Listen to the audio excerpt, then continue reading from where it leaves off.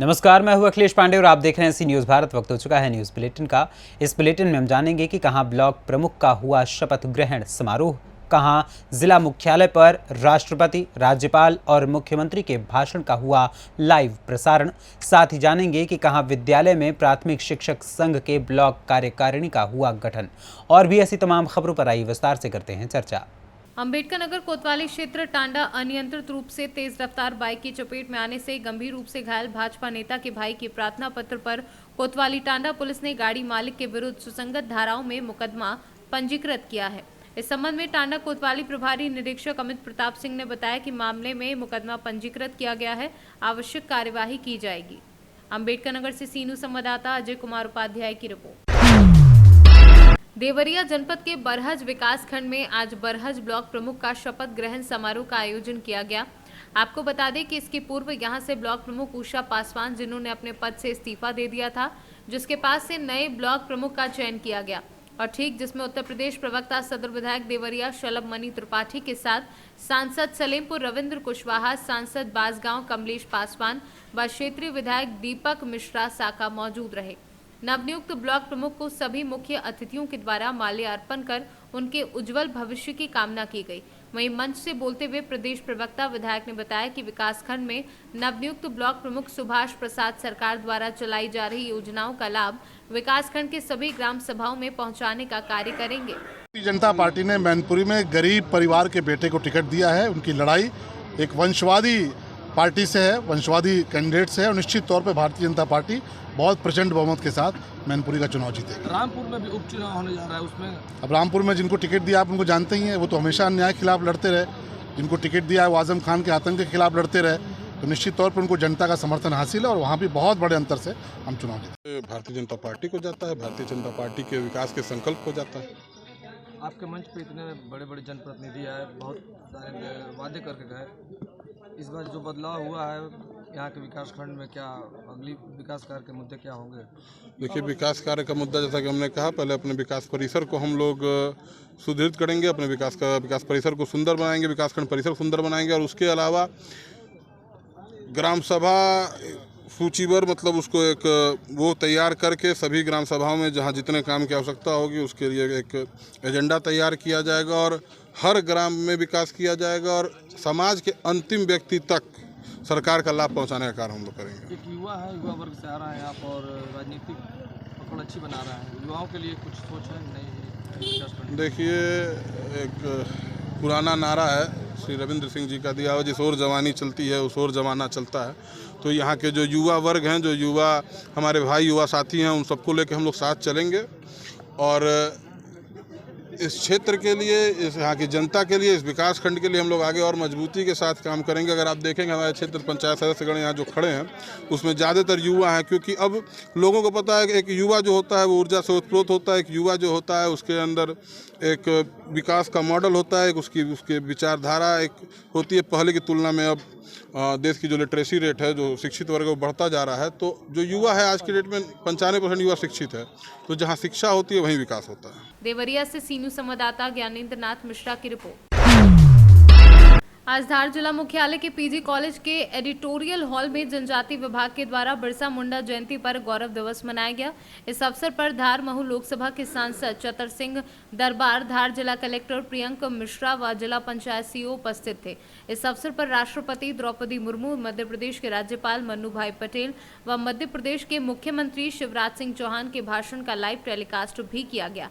कार्यक्रम की शुरुआत मुख्य अतिथियों के द्वारा दीप प्रज्वलन कर की गई और इसके पश्चात जनजाति विभाग के स्कूली बच्चों के द्वारा आदिवासी नृत्य की प्रस्तुति दी गई। आदिवासी सांसदों रिजर्व सीट से जो आज भगवान बिरसा मुंडा की आदिवासी गौरव दिवस के रूप में पूरे देश में जयंती मन रही है, इसके लिए मैं माननीय प्रधानमंत्री जी को मैं एक आदिवासी जननेता होने के नाते बहुत बहुत धन्यवाद और बधाई देता हूँ, जो उन्होंने भगवान बिरसा मुंडा की जयंती को अनुसूचित जनजाति आदिवासी गौरव के रूप में पूरे देश में बनाने का प्रशासकीय निर्देश हुए हैं। और मध्य प्रदेश में भी आज भगवान बिरसा मुंडा की जयंती पर हमारे माननीय राष्ट्रपति जी, और ये बड़ी सौभाग्य की बात है कि हमारे महामहिम राष्ट्रपति बहन भी अनुसूचित जनजाति कम्युनिटी के और मनुभाई पटेल महामहिम राज्यपाल भी आदिवासी समुदाय से हैं। और आज शिवराज सिंह जी ने पेशा एक तरफ आदिवासी ग्राम सभाओं को अनुसूचित क्षेत्र में विशेष अधिकार दिया है। इसके लिए आज का दिन तो बहुत ऐतिहासिक और गौरव का रहेगा। और मैं शिवराज सिंह जी को भी, मुख्यमंत्री जी को बधाई देता हूं, जिन्होंने आज पेशा एक्ट लागू किया है और आदिवासी अधिसूचित क्षेत्र में ग्राम सभाओं को विशेष अधिकार दिए हैं। धार से सीनू संवाददाता प्रकाश जोशी की रिपोर्ट। गया जिले के बाराचट्टी प्रखंड मुख्यालय के मनरेगा भवन में मंगलवार को अनुश्रवण समिति की बैठक की गई, जिसमें विशेष तौर पर आपदा से संबंधित मामले को संबंधित पदाधिकारियों से जानकारी ली गई। साथ ही जो इसमें शामिल नहीं हो पाए उन्हें पुनः इसका लाभ दिलवाने का प्रयास किए जाने की बात रखी गई। इस बैठक में बतौर मुख्य अतिथि क्षेत्रीय सांसद विजय कुमार माझी भी पहुंचे। इस दौरान उन्होंने सीनियर संवाददाता राहुल कुमार भारती से बात करते हुए बताया कि मुख्यमंत्री के द्वारा हमेशा से प्रयास रहा है कि संबंधित योजनाओं का लाभ गरीबों तक पहुंचे। इसी क्रम में जो आपदा का पैसा डाला गया है गरीबों तक पहुंचा है या नहीं, उन विषयों पर सभी पदाधिकारियों से निर्देश दिए हैं। साथ ही उन्होंने शराबबंदी एवं रोजगार पर बात करते हुए कहा कि मुख्यमंत्री खुद इंजीनियरिंग के स्टूडेंट रहे हैं और उन्हें पता है कि रोजगार के लिए कहां से पैसा आएगा। आज की बैठक जो हुई है इस पर सर क्या? देखिए, आज प्रखंड अनुश्रवण की बैठक रखा गया था। उस बैठक में ही हम भाग लेने के लिए आए थे। तो मेरी तो आने में थोड़ी देरी हो गई, तब तक मुख्य बातें सब निकल गई थी। लेकिन मुख्य कुछ बातें ऐसे है कि जो संपूर्ति पोर्टल पर अपलोड हुआ, आपदा के अंतर्गत जो लोगों को मुआवजा दी गई है, वो मुआवजा संबंधित चर्चा थी कि कहीं छूट तो नहीं गया है, कहीं गलत पेमेंट तो नहीं हो गई है, कहीं ऐसा तो नहीं हुआ कि बचे हुए लोग हैं। अगर बचे हुए लोग हैं तो अभी हम लोग का संपूर्ति पोर्टल बंद नहीं हुआ है। जो वास्तविक लीगल है और लीगली छूट गया है, पात्र लोग छूट गया है, वैसे लोगों को पुनः ऐड करके हम लोग भुगतान कराएं।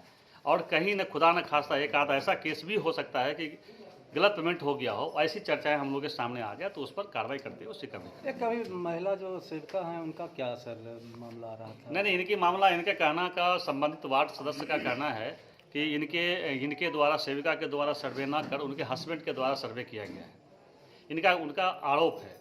आज जब इनसे बात किया जा रहा है तो इनके द्वारा कहा जा रहा है कि नहीं, ये नहीं, जो संबंधित व्यक्ति हैं उनके द्वारा अपने परिवार के कई सदस्यों के नाम जोड़ने के लिए कहा गया।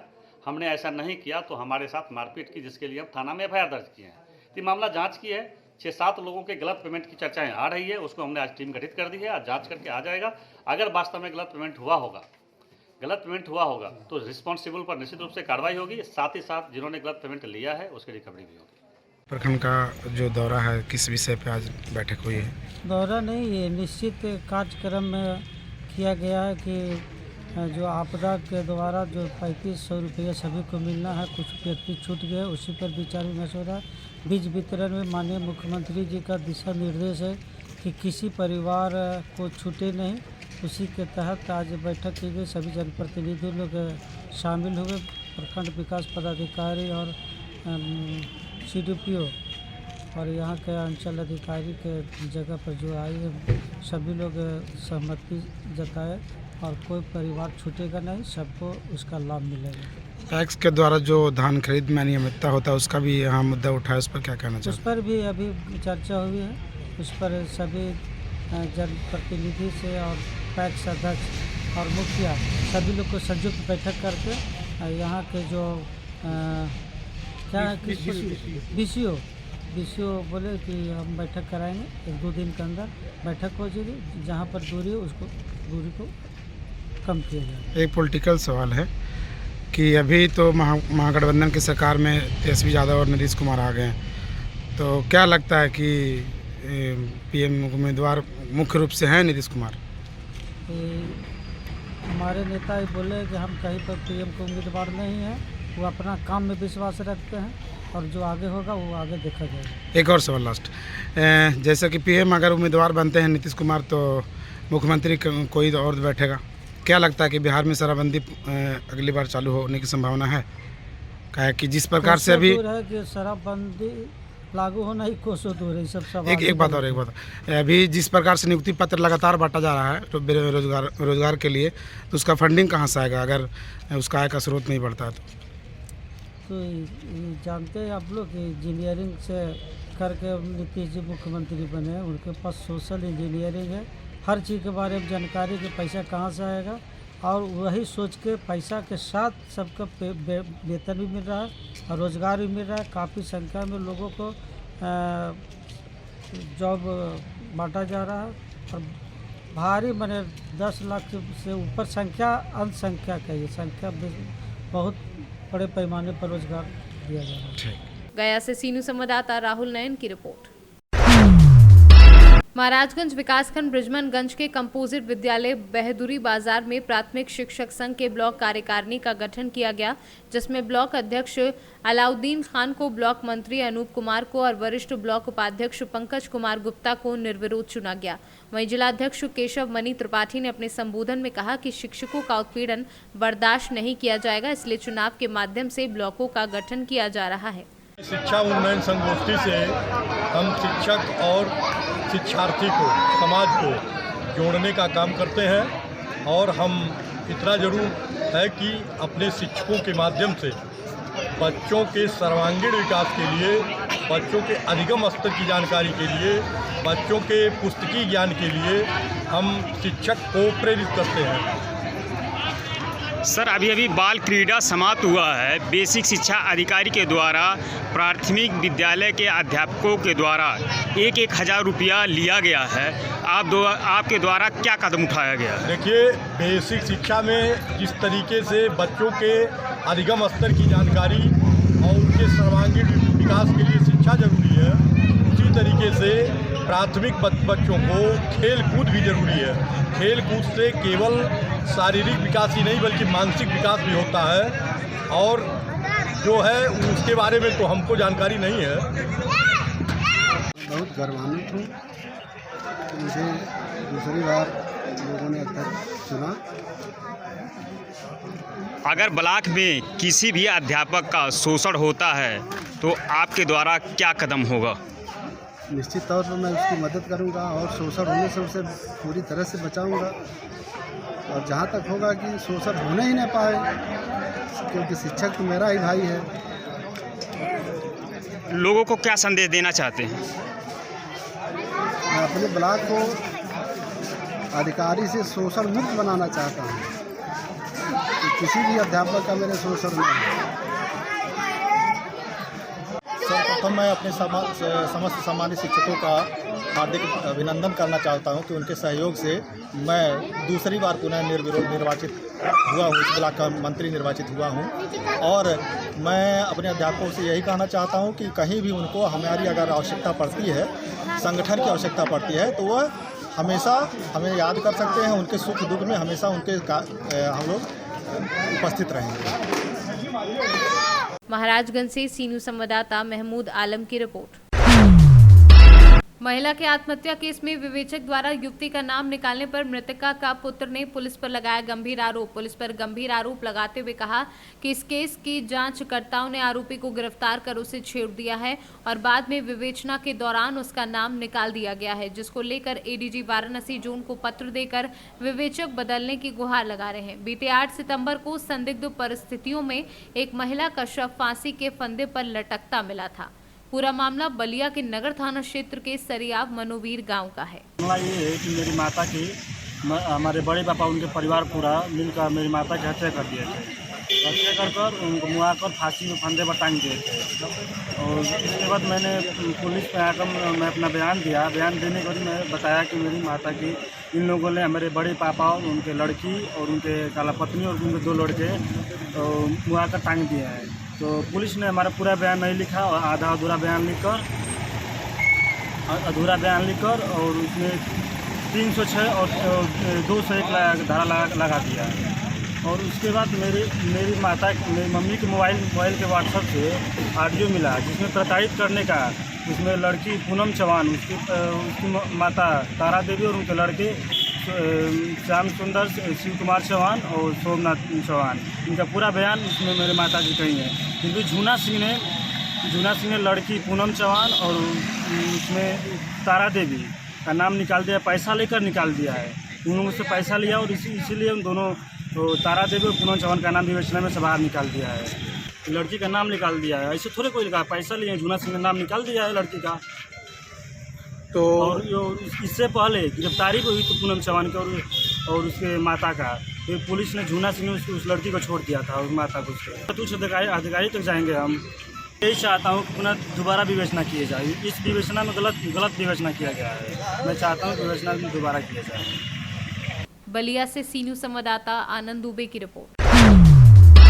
छत्तीसगढ़ में वार्ड क्रमांक 63 और 65 बंधवा पारा शराब दुकान हटाने हेतु मातृशक्ति ने मंगलवार को बिलासपुर कलेक्टर, बिलासपुर विधायक, बिलासपुर नगर निगम महापौर, बिलासपुर नगर निगम कमिश्नर और आबकारी विभाग को आवेदन देना तय किया, जो बंधवा पारा से रैली के रूप में कलेक्ट्रेट ऑफिस, नगर निगम ऑफिस, विधायक निवास और आबकारी ऑफिस पहुंचेंगे। यह रैली सुबह 11 बजे बंधवा पारा से शुरू होगी। छत्तीसगढ़ से सीनू संवाददाता अनिल यादव की रिपोर्ट।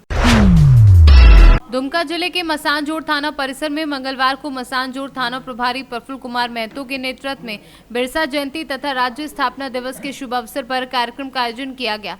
मसानजोड़ थाना प्रभारी प्रफुल्ल कुमार महतो ने बिरसा मुंडा के चित्र पर माल्यार्पण किया। थाना के सभी पुलिस जवान एवं झारखंड आंदोलनकारियों ने बारी बारी से भगवान बिरसा मुंडा की प्रतिमा पर माल्यार्पण किया। दुमका से सीनू संवाददाता गयासुद्दीन अंसारी की रिपोर्ट। अवागढ़ ब्लॉक क्षेत्र के अंतर्गत ग्राम पंचायत बरई कल्याणपुर की ग्राम प्रधान उर्मिला देवी को मंगलवार दोपहर ब्लॉक सभागार अवागढ़ में संगोष्ठी एवं उन्मुखीकरण कार्यक्रम संपन्न हुआ, जिसका शुभारंभ नगर पंचायत अध्यक्ष अवागढ़ महेश पाल सिंह के द्वारा किया गया। कार्यक्रम में जिला बेसिक शिक्षा अधिकारी संजय सिंह, उप जिलाधिकारी राम नयन सिंह, खंड शिक्षा अधिकारी अनिल कुमार सहित अन्य अधिकारियों की मौजूदगी रही, जिसमें समस्त विद्यालय एवं बीआरसी का कायाकल्प करने के लिए ब्लॉक अवागढ़ क्षेत्र में सर्वश्रेष्ठ प्रधान के अवार्ड से सम्मानित किए जाने पर क्षेत्रवासियों के द्वारा भी प्रधान उर्मिला देवी को बधाई दी जा रही है और उज्जवल भविष्य की कामना की गई। एटा से सीनू संवाददाता राघवेंद्र अग्रिया की रिपोर्ट।